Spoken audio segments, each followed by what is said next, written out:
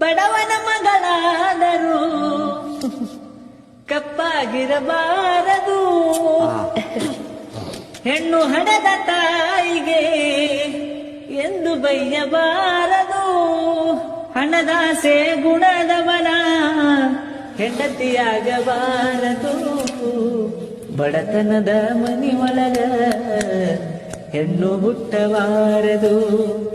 ಬಡತನದ ಮನಿ ಒಳಗ ಹೆಣ್ಣು ಹುಟ್ಟಬಾರದು. ಕರುಣೆ ಇಲ್ಲದ ಅತ್ತಿ ಮನೆಯ ಸೊಸೆಯಾಗಬಾರದು. ಅಪ್ಪಿಕೊಂಡು ನಡೆಯುವ ಅತ್ತಿಯ ಸೇವೆ ಮರೆಯಬಾರದು. ಹಡೆದ ತಂದಿ ತಾಯಿಗೆ ಹಡೆದ ತಾಯಿ ತಂದಿಗೆ ಮಾತು ತರಬಾರದು. ಬಡತನದ ಮನಿ ಒಳಗ ಹೆಣ್ಣು ಹುಟ್ಟಬಾರದು.